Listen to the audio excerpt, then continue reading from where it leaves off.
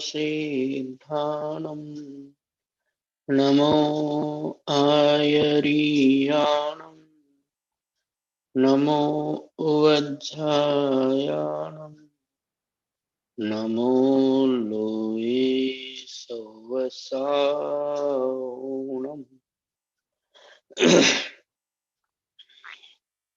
मोक्षमार्गस्य नेतारम् भेत्तारं कर्मभूभृताम् ज्ञातारं विश्वतत्त्वानां वन्दे तद्गुणलब्धये। जिन्होंने कल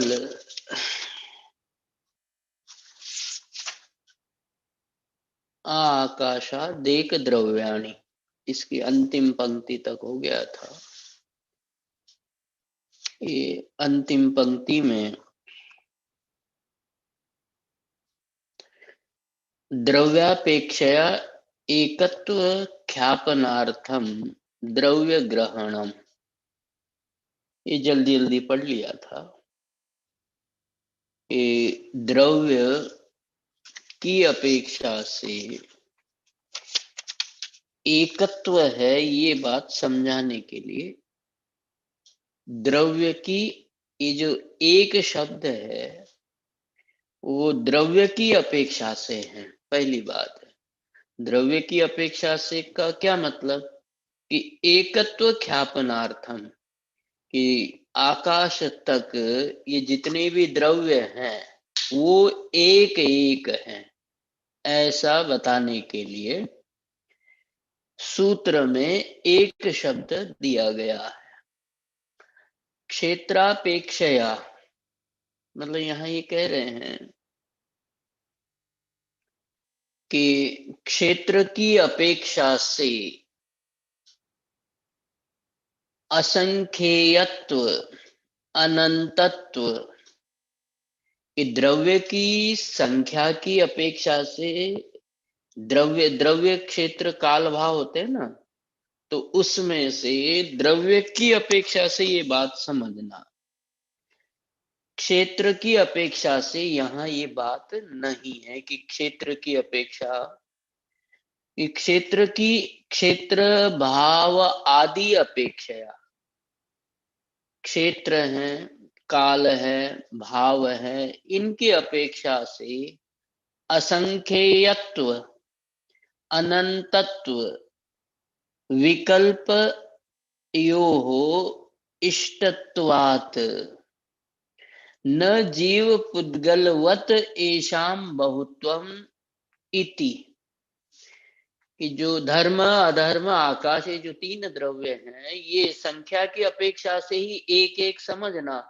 क्षेत्र काल भाव की अपेक्षा से तो इनमें असंख्येयत्व, क्षेत्र की अपेक्षा से असंख्येयत्व है, धर्म अधर्म इनमें असंख्येयत्व है, और आगे शब्द है अनंतत्व, काल द्रव्य की अपेक्षा है। यदि विचार करो काल को क्षेत्र की अपेक्षा से विचार करो तो काल आकाश द्रव्य, काल में आकाश, आकाश द्रव्य के क्षेत्र की अपेक्षा से विचार करो तो आकाश द्रव्य के क्षेत्र अर्थात प्रदेश अनंत है, और धर्म और अधर्म द्रव्य के असंख्येय है। इसलिए भाव की चर्चा अभी यहाँ नहीं करेंगे, आगे आ जाएगी निष्क्रियाणी में भी।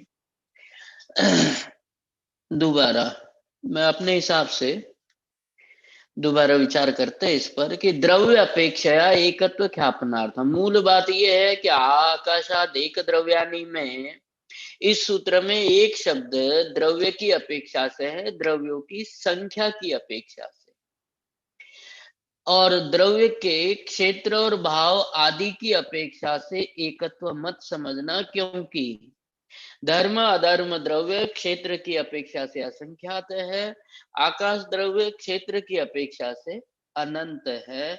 जैसे आगे उदाहरण है, जीव पुद्गलवत, जैसे जीव और पुद्गल को असंख्यात पना है, किसकी अपेक्षा से, क्षेत्र और भाव आदि की अपेक्षा से जीव और पुद्गलों को क्षेत्र और भाव की अपेक्षा से अनंतत्व है, वैसे ही असंख्यातत्व और अनंतत्व है। क्षेत्र की अपेक्षा से असंख्यातपना है जीव को भी और पुद्गल को भी, अनंतपना है मात्र पुद्गल को।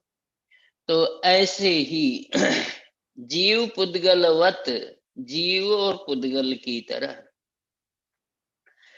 दूसरा अर्थ कि जैसे जीव और पुद्गल को क्षेत्र, संख्या आदि की अपेक्षा से, संख्या की अपेक्षा से भी असंख्यातपना, अनंतपना है, उसी तरह से इनको भी संख्या की अपेक्षा से जीव अनंत हैं, पुद्गल अनंत हैं। ऐसे संख्या की अपेक्षा से इन तीनों के बारे में नहीं जानना, ये तो संख्या की अपेक्षा से एक एक ही है। इतनी बात कल मुझे ऐसा लगा कि थोड़े अधूरी रह गई। आगे अगला सूत्र पढ़ते हैं, 7वां। अधिकृतानाम एव एक द्रव्याणाम विशेष प्रतिपत्त्यर्थम इदम उच्यते। अधिकृतानाम, जो अधिकृत द्रव्य हैं, एक द्रव्याणाम, कि अब तक तो ये अधिकृत द्रव्य कौन कौन से हैं कि धर्म, अधर्म, आकाश, ये अधिकृत द्रव्य हैं। इन अधिकृत और साथ में पुद्गल भी है अंत में, धर्म, अधर्म, आकाश और पुद्गल, ये अधिकृत पहले सूत्र के अनुसार। पहले सूत्र में जो द्रव्य बताए वो अधिकृत, इन अधिकृत द्रव्यों में अभी एक द्रव्य एक संख्या ये एक एक है, ये बता दिया था। और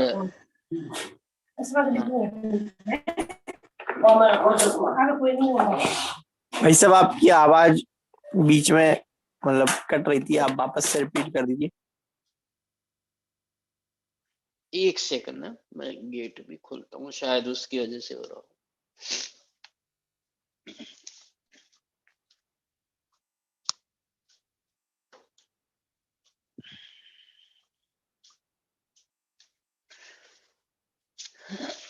हाँ, किस बात को रिपीट करना है?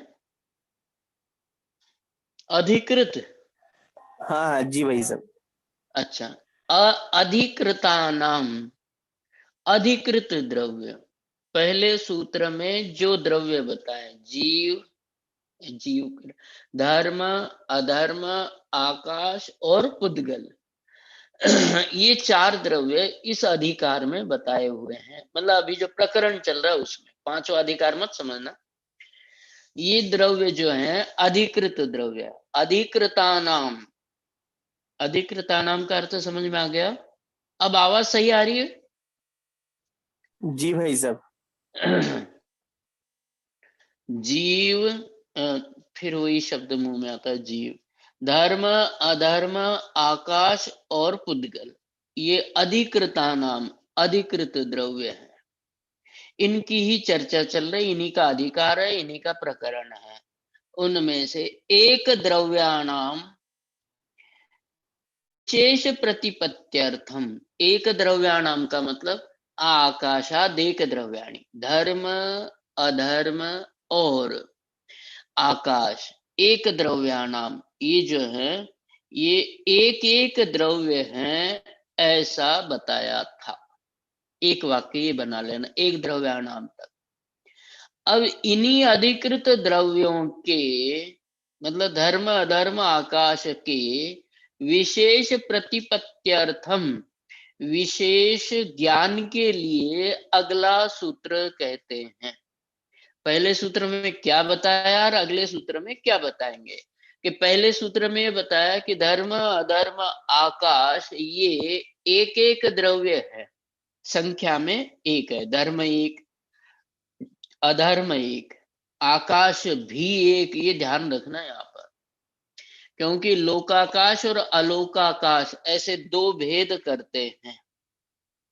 लेकिन वो आकाश दो नहीं है। जितने क्षेत्र में 6 द्रव्य रहते हैं उतने क्षेत्र को लोकाकाश कहते हैं। लोक मतलब विश्व, 6 द्रव्यों का समूह जितने क्षेत्र में रहते, 6 में वो भी आ गया आकाश द्रव्य भी, उतने क्षेत्र को लोकाकाश कहते हैं। ये उपचार है, वास्तव में आकाश द्रव्य तो एक ही है, अखंड है। समझ में आ गई बात? ये आकाश द्रव्य के दो भेद नहीं है, लोकाकाश अलोकाकाश। एक ही है, धर्म द्रव्य अधर्म द्रव्य आकाश द्रव्य, ये एक द्रव्याणाम, ये सब एक एक है संख्या में। और इन्हीं के अर्थात धर्म अधर्म आकाश द्रव्य की एक बात तो बताई संख्या की अपेक्षा से।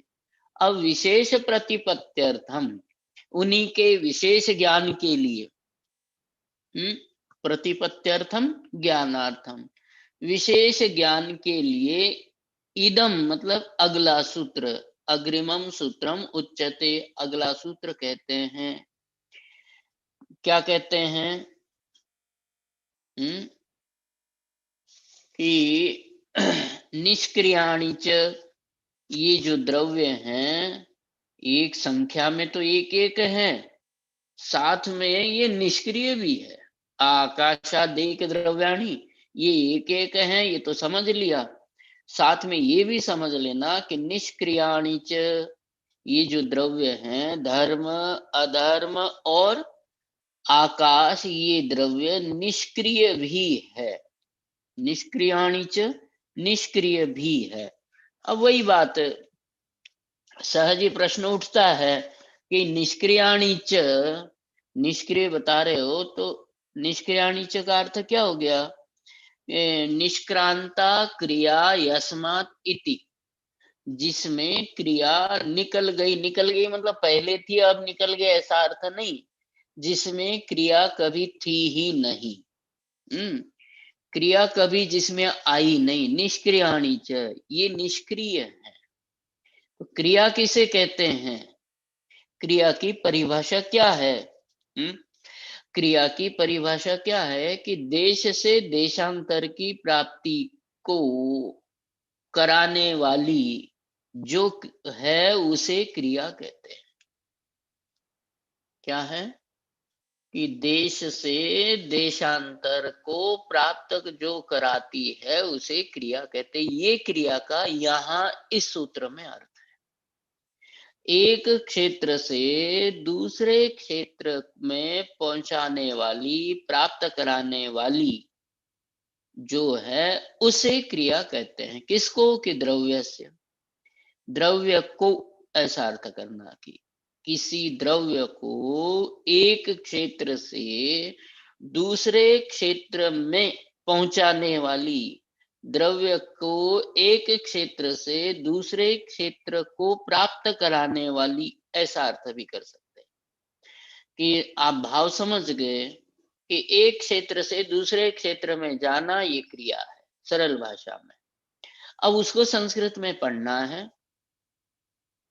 उभय निमित्त वशात, उभय निमित्त, अंतरंग निमित्त और बहिरंग निमित्त, जो क्रिया है वो इनसे उत्पन्न होती है। पर्याय को क्रिया कहा यहाँ पर। उभय निमित्त वशात उत्पद्यमानः पर्यायः, कि वो पर्याय क्रिया है जो पर्याय उभय निमित्त, अंतरंग निमित्त बहिरंग निमित्त, है ना। ऐसा भी कह सकते हैं कि निश्चय उपादान और निमित्त, ऐसे भी कह सकते हैं। उभय निमित्त, क्योंकि उपादान भी निमित्त है, निमित्त भी निमित्त है क्रिया के लिए।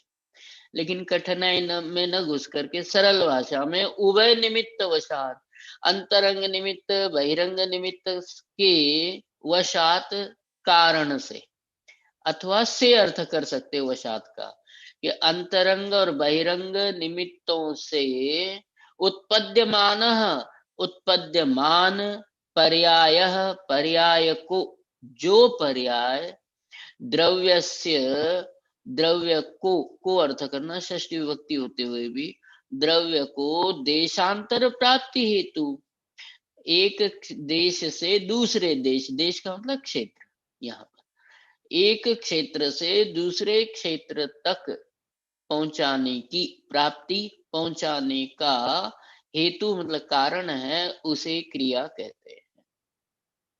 दूसरी भाषा में इस ये जो है इसका अन्वय किया जाए इस वाक्य का, तो ऐसा भी हो सकता है, कर सकते हैं, लिखने में आसानी रहेगी और याद रखने में भी आसानी। द्रव्यस्य देशांतर प्राप्ति हेतु, द्रव्यस्य देशांतर प्राप्ति हेतु उभय निमित्त वशात उत्पद्यमानः पर्यायः क्रिया। द्रव्यस्य देशांतर प्राप्ति हेतु उभय निमित्त वशात उत्पद्यमानः पर्यायः क्रिया। कि दो द्रव्य से मतलब द्रव्य को एक क्षेत्र से दूसरे क्षेत्र में प्राप्त कराने में जो हेतु है, ऐसे पर्याय जो कि उभय निमित्त वशात अंतरंग बहिरंग निमित्तों से उत्पद्यमान उत्पन्न होती है, ऐसे पर्याय को क्रिया कहते हैं। भाव समझ में आ गया होगा ना।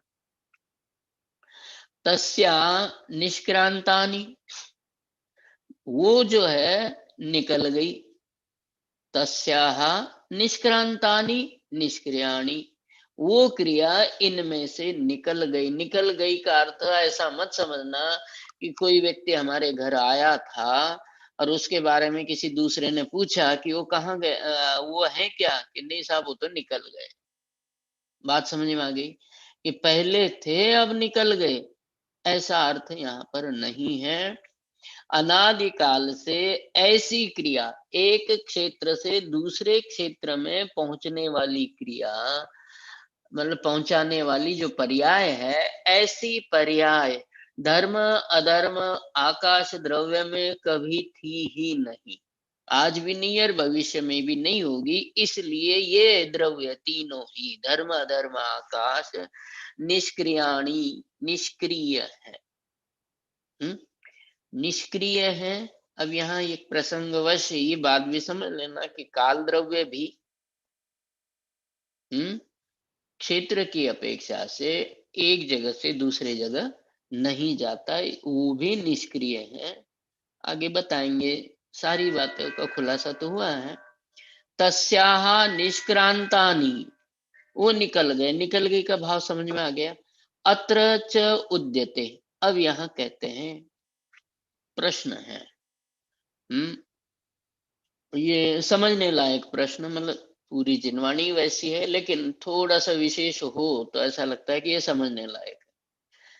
अत्र च उद्यते, अब यहाँ कहते हैं, क्या कहते हैं, धर्मादीनि द्रव्याणि यदि निष्क्रियाणि, ये तर्क है कि धर्म अधर्म और आकाश ये द्रव्य यदि निष्क्रिय हैं तो ततः तेषाम उत्पादो न भवे, उनमें उत्पाद नहीं होगा। बात पकड़ में आ गई आपके, उत्पाद वे द्रव्य न, तो उत्पाद वे द्रव्य युक्तम सत, सत द्रव्य लक्षणम, उसकी ओर संकेत है पूछने वाले का। क्या संकेत है कि धर्म आदि द्रव्यों को निष्क्रिय कहोगे तो, यदि धर्मादीनि द्रव्याणि निष्क्रियाणि, धर्म आदि द्रव्य निष्क्रिय हैं, ततः तब तो तेषाम उनमें, धर्म आदि द्रव्यों में उत्पादो न भवेत, उत्पाद नहीं होगा।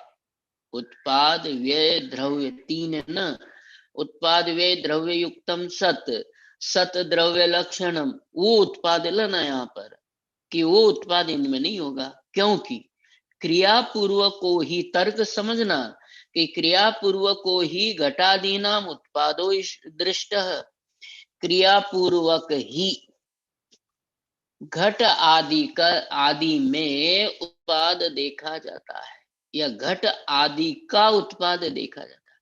क्रिया होती है तब घट आदि देखे जाते हैं, बिना क्रिया के किसी भी वस्तु का उत्पाद नहीं देखा जाता। ये तो उदाहरण दे करके तर्क दिया।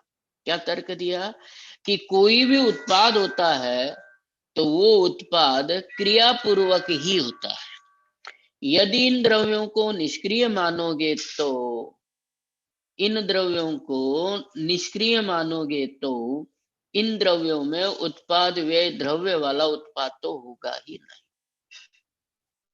यदि निष्क्रिय मानते हैं तो क्यों, तर्क क्या दिया इसने, ऐसा घड़े का उदाहरण देकर के, घट आदि पदार्थों का उत्पाद क्रिया पूर्वक ही देखा है, मतलब जो भी उत्पाद होता है वो क्रिया पूर्वक उत्पाद होता है, और क्रिया पूर्वक उत्पाद होता है ना। और यदि उत्पाद मानना है तो क्रिया मानो, और क्रिया का अभाव करते हो तो उत्पाद का भी अभाव हो जाएगा। धर्म आदि द्रव्यों में क्रिया का अभाव, इनको निष्क्रिय कहोगे तो इनमें उत्पाद भी नहीं होगा। उत्पाद अभावात, उत्पाद के अभाव में व्यय अभाव, यदि उत्पाद नहीं मानोगे तो व्यय का भी, अब उत्पाद ही नहीं है तो व्यय कहां से होगा। उत्पत्ति पूर्वक विनाश होता है, अब जिसकी उत्पत्ति नहीं है उसका विनाश भी कहां से होगा। उत्पाद अभावाच, उत्पाद के अभाव में व्यय का भी अभाव मानना पड़ेगा, सीधी सी बात है। उत्पाद नहीं है तो व्यय भी नहीं है, और क्रिया पूर्वक ही उत्पाद होता है, और उत्पाद होता है तो व्यय होगा, और उत्पाद ही नहीं है तो व्यय भी नहीं होगा, और क्रिया नहीं मानते इसलिए उत्पाद नहीं होगा। अतः सर्वद्रव्याणाम उत्पादादि तृतीय कल्पना, तृतीय का मतलब उत्पाद व्यय द्रव्य, कि द्रव्य सभी द्रव्यानाम, सभी द्रव्य में, कौन से जीव पुद्गल आदि सभी द्रव्यों में उत्पाद आदि, उत्पाद व्यय द्रव्य आदि तृतीय कल्पना, तीन की कल्पना की गई है, उसमें व्याघात आ जाएगा। कल्पना तो क्या की, ये तो द्रव्य का लक्षण बताया। उत्पाद व्यय द्रव्य सत है, सत द्रव्य का लक्षण है, ये सभी द्रव्यों में माना है, इसलिए निष्क्रिय कहोगे तो उत्पाद का अभाव, उत्पाद के अभाव में व्यय का अभाव। इस तरह से जो द्रव्यों में उत्पाद व्यय द्रव्य बताया, इन तीन की कल्पना की, कल्पना ही क्या की, इनको लक्षण बताया, वो तीनों उसमें नहीं पाए जाएंगे, व्याघात, दिक्कत आएगी। तो आचार्य कहते हैं कि तन्न, वो बात सही, आपका कहना सही नहीं है। आपने जो बताया अब सीधा है, शंकाकार की शंका है। आचार्य तो ये कहेंगे कि भैया जो आप कल्पना कर रहे हो बात सही नहीं है। किम कारणम, कि आपने जो बताया वो सही नहीं है।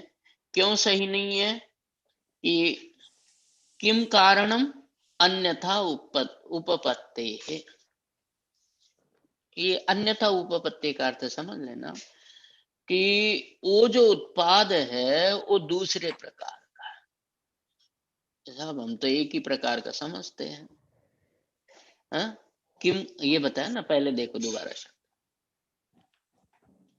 तन्न, मतलब आपने जो कहा वो सही नहीं। आपने क्या कहा था, याद है ना सारा, ये क्रिया पूर्वक ही उत्पाद देखा जाता है। इन द्रव्यों को यदि आप निष्क्रिय कहोगे तो इनमें उत्पाद नहीं मानना होगा।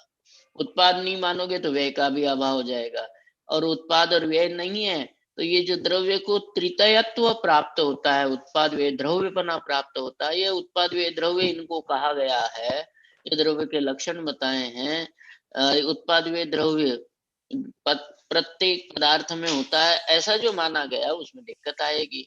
तो कहते तन्न, आपका ये कहना ठीक नहीं है। क्यों, किम कारणम, फिर प्रश्न करे सामने वाला कि किस कैसे, तो कहते अन्यथा उपपत्ति है। ये समझना, उत्पाद अन्यथा भी माना गया है। समझ में आ गई, दोबारा, अन्यथा उपपत्ति है, उत्पाद अन्य प्रकार से भी माना गया है। मतलब सरल भाषा में अभी यहाँ बता देता हूँ, फिर शब्दों में पढ़ेंगे कि उत्पाद क्रिया पूर्वक वाला उत्पाद, उत्पाद अलग है, और दूसरे प्रकार का भी उत्पाद होता है। अन्यथा उपपत्ति हैं, जो उत्पाद आपके दिमाग में है, उत्पाद शब्द का अर्थ आपके दिमाग में है, वो तो एक प्रकार का उत्पाद है। उत्पाद अन्य प्रकार से भी होता है, अनेक प्रकार से भी होता है, ये कहना चाहते। अनेक प्रकार से मतलब दो ही प्रकार बताएंगे। अन्यथा उपपत्ते है, उत्पाद की अन्य प्रकार से भी कल्पना की गई है, माना गया है। आगे पहले थोड़ा सा प्रकरण बता दूं आपको कि उत्पाद वे द्रव्य में, है ना, जो उत्पाद है वो दो प्रकार का है, स्वनिमित्तक उत्पाद और परनिमित्तक उत्पाद। धर्म अधर्म आकाश द्रव्य में स्वनिमित्तक उत्पाद होता है और परनिमित्तक उत्पाद को उपचार से माना है। आगे की 3-4 पंक्तियों का सारांश ये है। समझ में आ गई बात? सार तो समझ में आना चाहिए कि उत्पाद वे द्रव्य में जो उत्पाद बताया वो दो प्रकार का है, स्वनिमित्तक उत्पाद और परनिमित्तक उत्पाद। स्वनिमित्तक उत्पाद, उत्पाद वे द्रव्य इन दो द्रव्यों में हैं, ये 3 द्रव्यों में हैं निश्चय से। और परनिमित्तक भी मतलब दोनों ही प्रकार के उत्पाद इन द्रव्यों में पाए जाते हैं। इसलिए शंकाकार ने जो शंका की थी कि इनको निष्क्रिय कहोगे तो उत्पाद नहीं रहेगा, और उत्पाद नहीं रहेगा तो व्यय नहीं रहेगा, इसलिए द्रव्य में जो त्रितय की कल्पना की, उत्पाद वे द्रव्य की, वो लक्षण वाली कल्पना, ये स्वरूप वाली कल्पना, वो इनमें घटित नहीं होने से ये द्रव्य ही नहीं रहेंगे। तो आचार्य ने, पूज्यपाद स्वामी कहते हैं कि भैया ऐसा नहीं है, उत्पाद भी दो प्रकार का होता है, स्वनिमित्तक उत्पाद और परनिमित्तक उत्पाद।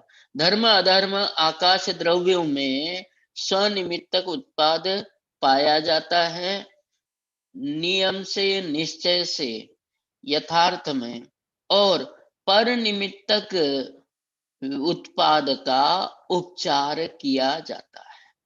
उपचार क्यों किया जाता है वो तर्क भी समझने लायक है।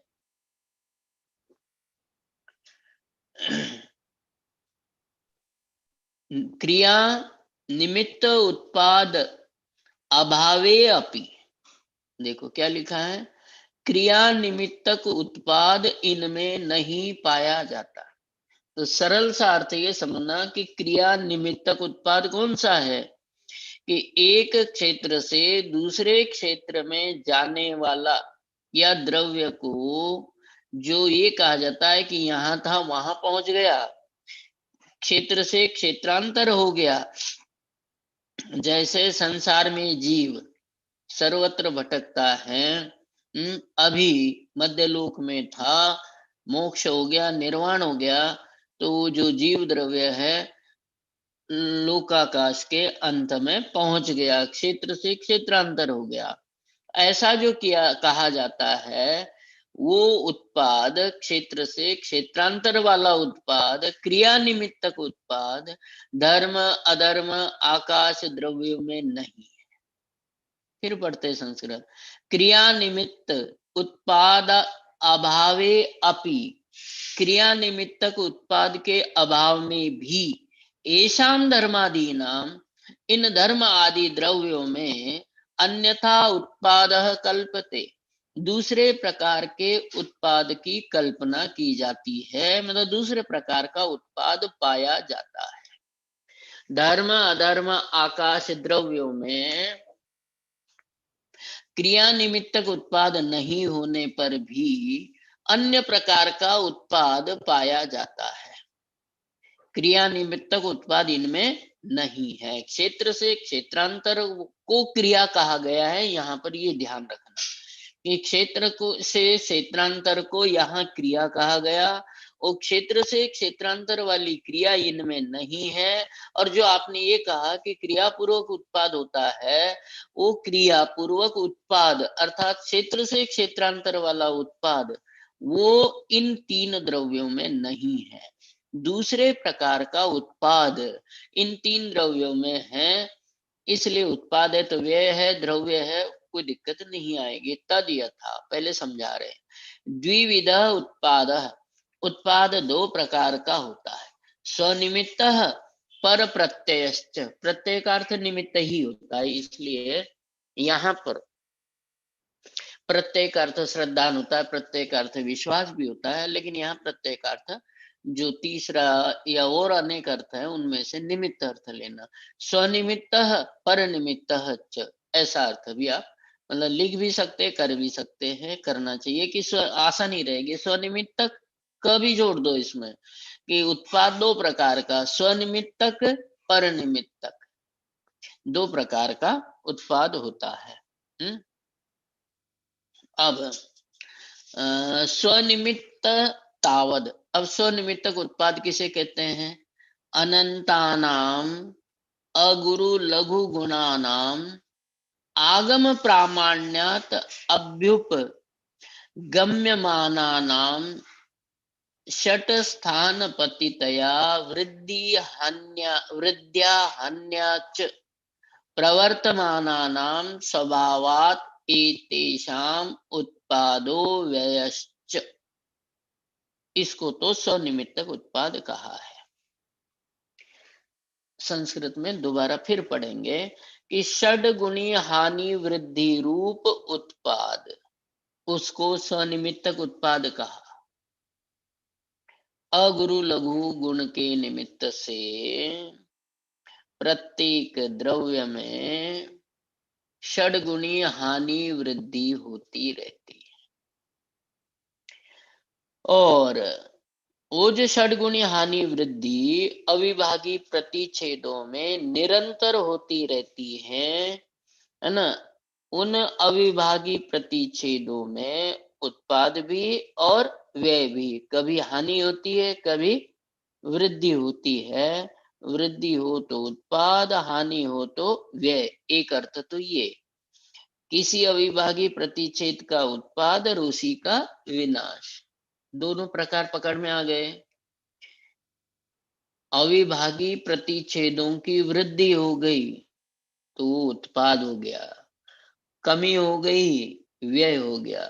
तो उत्पाद व्यय अविभागी प्रतिच्छेदों की अपेक्षा से ऐसा संख्या की उत्पन्न हो गए, बढ़ गए, उत्पन्न हो गए, व्यय हो गया, कम हो गए, व्यय हो गया। दूसरा, पर्टिकुलर एक अविभागी प्रतिच्छेद का उत्पाद और उसी का विनाश। समझ में आ गई बात? उत्पाद और विनाश का मतलब व्यय, कि पर्टिकुलर एक अविभागी प्रतिच्छेद की अपेक्षा से समझना, संख्या में वृद्धि को उत्पाद और संख्या में कमी को व्यय, ऐसा भी समझना। इसको मतलब अविभागी प्रतिच्छेदों में जो वृद्धि हानि है उसको तो स्वनिमित्तक कहा, और पर निमित्तक पर प्रत्ययश्च, पहले ये स्वनिमित्तक की संस्कृत पढ़ लेते हैं। क्या है कि स्वनिमित्त तावत, स्वनिमित्तक उत्पाद किसे कहते हैं? अनंतानाम, अब तो हिंदी अर्थ सरल हो गया, संस्कृत से हिंदी करना। अनंतानाम अगुरु लघु गुणानाम, ये जो अगुरु लघु गुण है कितने हैं? अनंतानाम। अगुरु लघु गुणानाम आगम प्रामाण्यात, आगम प्रामाण्यात, आगम में ये माने ही गए हैं, आगम से सिद्ध है, आगम में बताए गए है ना। आगम प्रामाण्य, आगम के द्वारा इनकी स्वीकृति है, आगम से ये प्रमाणित है, इसके लिए कोई अलग से कहने की आवश्यकता नहीं है। अभ्युपगम्य माना नाम, स्वीकृत किए गए हैं, माने गए हैं। कौन? अगुरु लघु गुण। उन अगुरु लघु गुणों में षट स्थान पतितया, अगुरु लघु गुणों के निमित्त से, रूप की अपेक्षा से बहुवचन, कि षट स्थान पतितया, षट स्थान पतित, षट हानि वृद्धि, षट स्थान हानि वृद्धि, संख्यात असंख्यात अनंत वृद्धि हानि, है ना। गुण वृद्धि, भाग हानि, भाग वृद्धि, ये जो शब्द षट स्थान पतित, ये आप लोग जानते ही हो, इसलिए मैं इसमें नहीं बताऊं कि षट स्थान पतित, षट स्थान पतित समझ में आ गया। प्रवर्तमानानाम स्वभावात, प्रवर्तमान जो स्वभाव है, तेषाम उत्पादो व्ययश्च, कि ये स्वभाव षडगुणी हानि वृद्धि अगुरु लघु गुण के निमित्त से अविभागी प्रतिच्छेदों में प्रति समय होती है, नियम से होती है, प्रत्येक द्रव्य में होती है, उनमें उनका उत्पाद और उनका व्यय तो सभी द्रव्यों में, धर्म हो अधर्म हो, जीव हो पुद्गल हो, सभी में होता ही है। ऐसा जो उत्पाद है अविभागी प्रतिच्छेदों से संबंधित, उस उत्पाद को तो स्वनिमित्तक बताया। समझ में आ गई बात? अब अगला उत्पाद बताना, इसलिए इसमें कोई शंका हो किसी को तो पूछ लेना, बाकी आगे। दूसरा उत्पाद कौन सा है कि पर प्रत्यय। पर प्रत्यय मतलब पर निमित्तक उत्पाद, वो सरल है।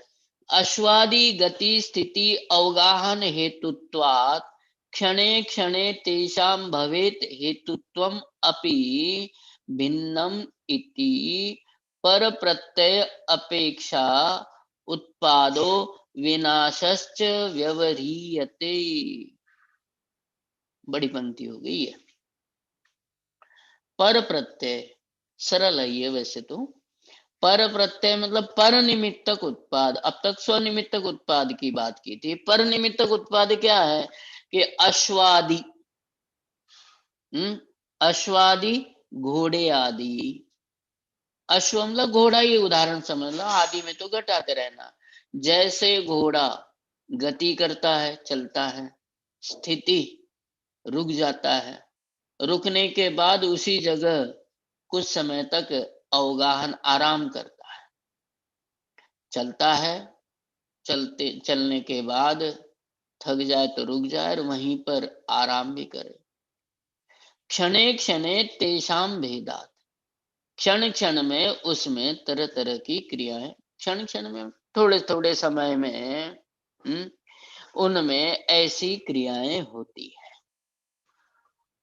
मतलब 4 घंटे चला, फिर रुक गया, रुकते हुए उसी जगह रह गया 2 घंटे। अब यहाँ पर समय समय पर, क्षण क्षण का मतलब समय समय पर, तेषाम भेदात हेतुत्वम अपि, अब उनमें ये क्रियाएं होती रहती। अश्व आदि द्रव्यों में ये क्रियाएं होती है। जो भी ये कक्षा सुन रहे हैं उनसे मैं कहना चाहता हूँ कि आगे के 2-4 वाक्य ध्यान से सुनना। कितनी बड़ी बात यहाँ पर बताएंगे, समझ में आ जाए तो ठीक है ना। पर निमित्तक उत्पाद आपको अच्छी तरह से समझ में आ जाएगा क्योंकि अपेक्षा बहुत अलग निराली तरह की है। अश्व आदि जो द्रव्य है, घोड़ा आदि जो है, वो गति करते हैं, स्थिति करते हैं, अवगाहन करते हैं, क्षण क्षण में ऐसा उनमें होता रहता है। अब क्षण क्षण में जो भेद उनमें होता है, उन भेदों का हेतुत्व इनमें है। नहीं है बात समझ?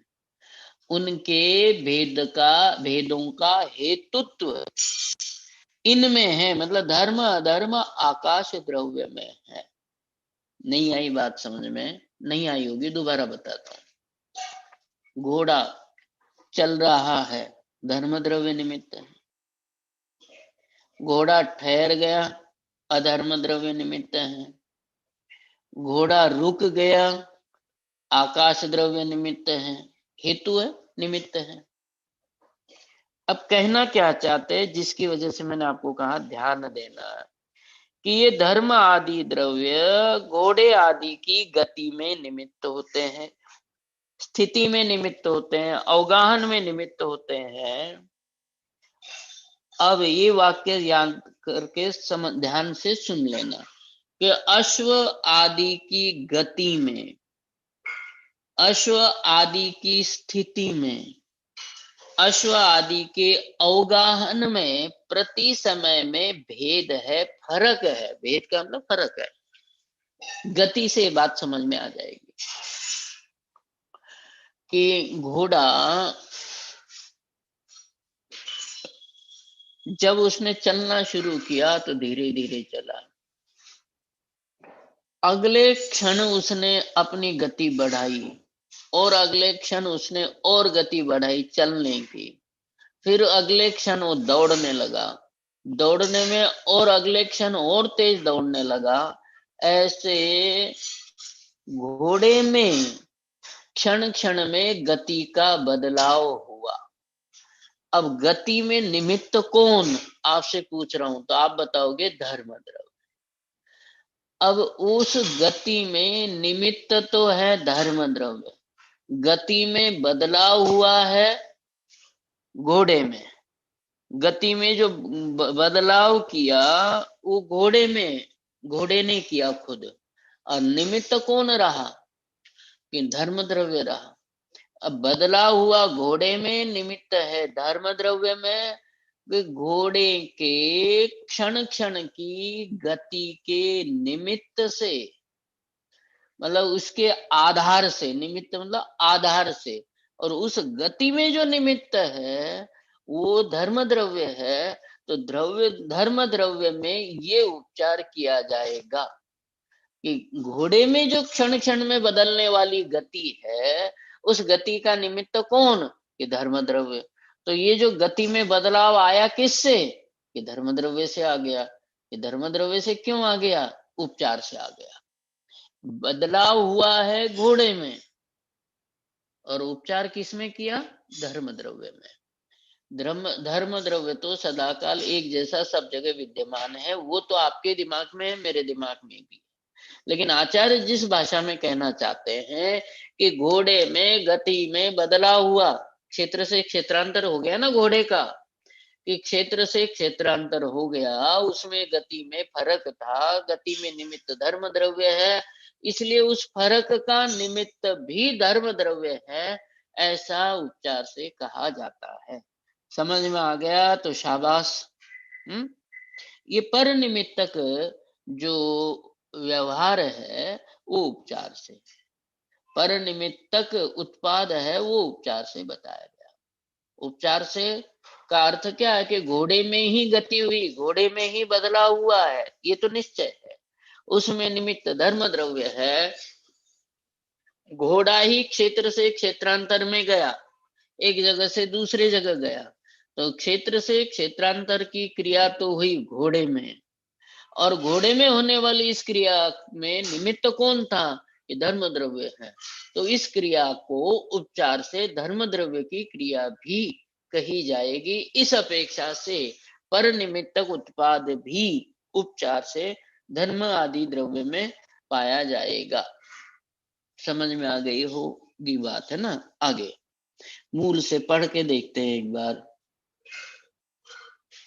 पर प्रत्ययो पर निमित्तक उत्पाद, पर निमित्तक जो उत्पाद है, अश्वादि गति स्थिति अवगाहन हेतुत्वात्, क्षणे क्षणे, समझ में आ गया ना, गति स्थिति हेतु तीनों द्रव्यों का अलग अलग, क्षणे क्षणे तेषां भेदात् तद हेतुत्वम् अपि भिन्नम इति पर प्रत्यय अपेक्षा उत्पादो विनाशश्च व्यवह्रियते। यद्यपि क्षण क्षण में होने वाला उत्पाद उनसे भिन्न है, लेकिन वो निमित्त है, धर्म आदि द्रव्य उनमें निमित्त है, इस अपेक्षा से उत्पाद व्यय, जैसे उत्पाद माना है तो व्यय भी माना जाएगा। समझ में आ गया होगा हिंदी में। आगे, ननु यदि निष्क्रियाणि धर्मादीनि जीव पुद्गलानां गति आदि हेतुत्वं न उत्पद्यते। ये दूसरे तरह के तर्क है। धर्म आदि द्रव्य यदि निष्क्रिय हैं तो, धर्म आदि द्रव्य निष्क्रिय हैं तो, धर्मादीनि द्रव्याणि, धर्म आदि द्रव्य निष्क्रिय है, स्वयं निष्क्रिय है, तो जीव पुद्गलों में गति का निमित्त भी नहीं हो सकते। क्यों, कि निमित्त होने के लिए इनका स्वयं का सक्रिय होना जरूरी है, क्रियावान होना जरूरी है। धर्म द्रव्य जीव और पुद्गलों के गति में निमित्त है, धर्म द्रव्य निमित्त है। अधर्म द्रव्य स्थिति में निमित्त है, और आकाश द्रव्य अवगाहन में निमित्त है। तो कहते हैं यहाँ पर कि यदि ये धर्म आदि द्रव्य निष्क्रिय है तो जीव और पुद्गलों के गति आदि में निमित्त भी नहीं हो सकते।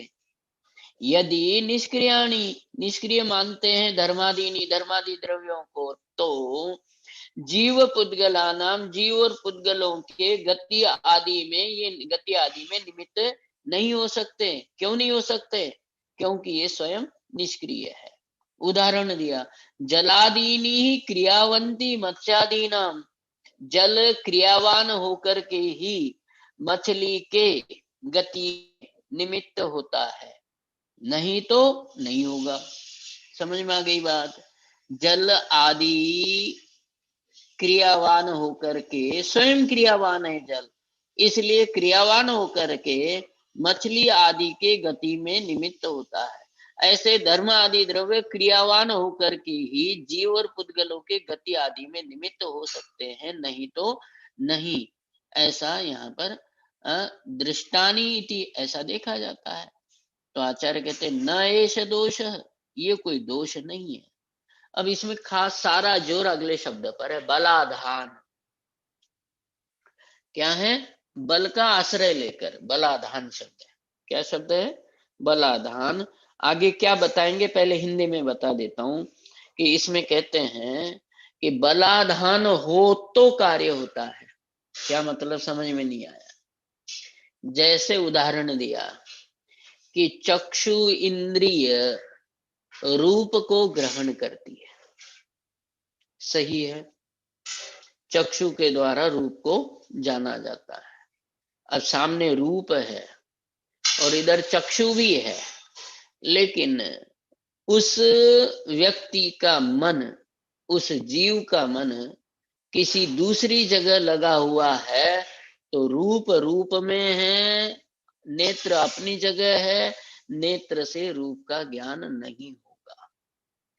चक्षु को मन का बल ग्रहण करना पड़ता है, तब जाकर के चक्षु उस रूप को ग्रहण करती है। समझ में आ गई बात? चक्षु रूप को कब ग्रहण करती है? सीधा सा अर्थ यह है कि सामने में रंग रूप है और नेत्र है, नेत्र के द्वारा रूप का ग्रहण होगा, रूप को जाना जाएगा, वर्ण को जाना जाएगा। लेकिन कब जाना जाता है? जब उस चक्षु को मन का बलाधान होता है, बल का, मन का निमित्त मिलता है, वरना तो अन्यथा तो।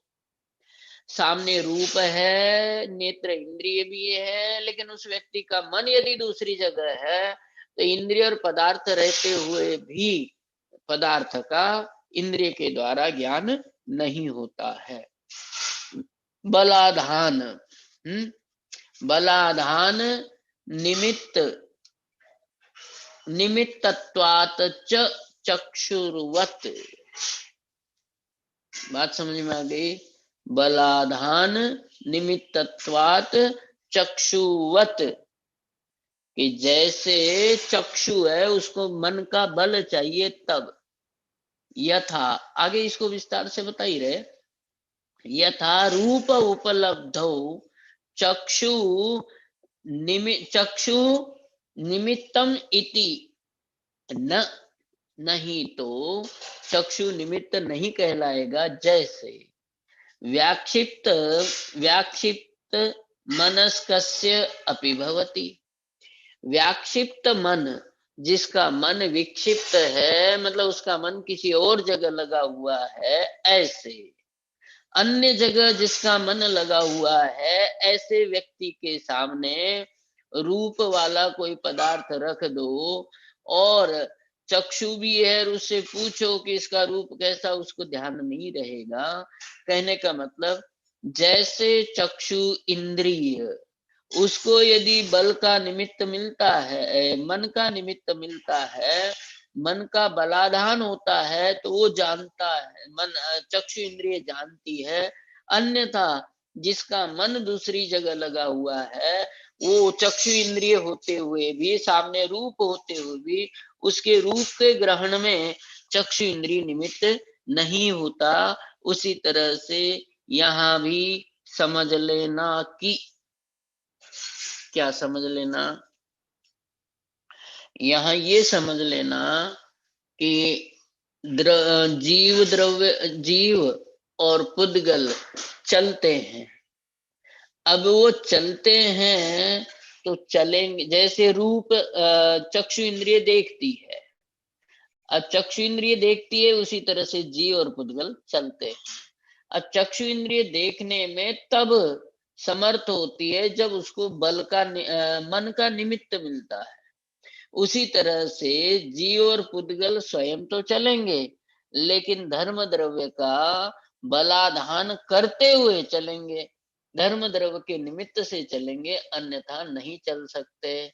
मछली स्वयं चलती है जल का बलाधान करके, जल को का आधार लेकर के, जल के आधार से। जैसे चक्षु इंद्रिय जानती है मन का आधार मिले तो, इसी प्रकार से जीव और पुद्गल चलते हैं, गति करते हैं।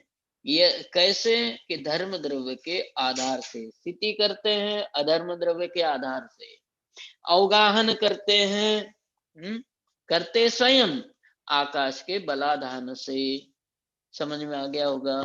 आगे अपि कृत अधिकृतानाम धर्माकाशानाम, अधिकृत जिनका प्रकरण चल रहा है, ऐसे धर्म धर्म आकाश काल निष्क्रियत्वे अभ्युपगते, जब इनको निष्क्रियत्व मान लिया जाएगा, किनको, धर्म अधर्म और आकाश को निष्क्रिय सिद्ध करने के बाद जीव और पुद्गल सक्रिय है, ये अपने आप सिद्ध हो जाती है बात। जीव पुद्गला नाम सक्रियत्वम, इनका जो सक्रियत्व है अर्थात इसी से आपन्नम प्राप्त होता है। धर्म अधर्म द्रव्य निष्क्रिय है तो जीव पुद्गल सक्रिय है, ऐसा समझ लेना।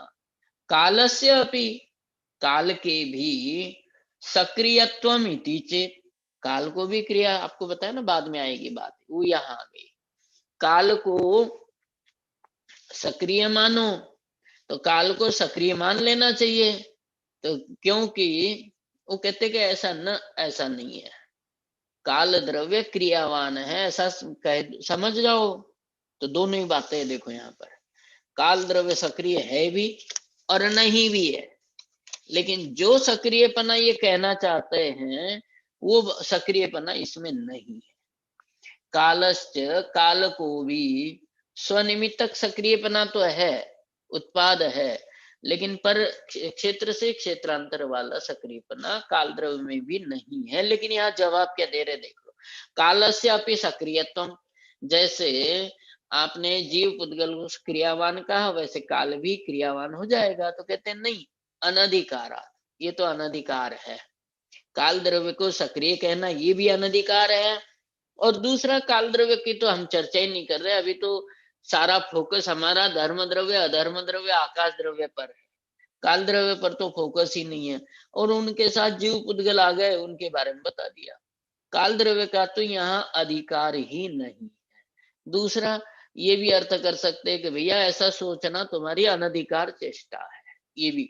अतएव असौ, असौ मतलब काल द्रव्य, इसलिए काल द्रव्य ये तेसे न अधिक्रियते, काल द्रव्य का यहाँ पर अधिकार नहीं होने से काल द्रव्य एतैसह, इनके साथ, मतलब धर्म अधर्म आकाश के साथ न अधिक्रियते, नहीं जोड़ना, निष्क्रिय है ऐसा मत जोड़ना, अथवा काल द्रव्य सक्रिय ये भी मत जोड़ना।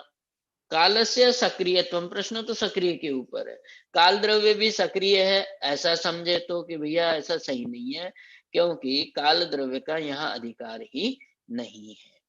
अब आगे अजीव काया इत्यत्र काय ग्रहणेन प्रदेशास्तु प्रदेशाः, अजीव काया इत्यत्र काय ग्रहणेन, अजीव काया, इसमें काय शब्द ग्रहण किया था। और काय शब्द किस अर्थ में बताया था कि प्रदेशों के बहुत्व को, प्रदेश बहुत्वम कायत्वम, ये वहां बताया था। प्रदेशाः, प्रदेश अस्तित्व मात्रम निर्ज्ञातम, कि वहां काय शब्द बताया, अजीव काया धर्माकाश पुद्गलाः, इसमें काय शब्द के द्वारा प्रदेश अस्तित्व बताया। अब यहाँ पर वो प्रदेश अधिक है, ये बात तो समझ में आ गई कि धर्म अधर्म आकाश द्रव्य के प्रदेश अधिक हैं, बहुत है, अनेक है, ये तो समझ में आ गया, लेकिन कितने हैं ये समझ में नहीं आया। तो कितने का इयत्ता अवधारिता, अब इसमें संख्या का निर्धारण करते हैं। अनेकत्व का प्रदेश अनेक है ये तो है बात, लेकिन अनेक के भी अनेक अर्थ होते हैं, उनकी संख्या, प्रदेशों की संख्या का निर्धारण अगले सूत्र में करते हैं। कल अवकाश रहेगा या क्लास रहेगी? रविवार है कल, संडे।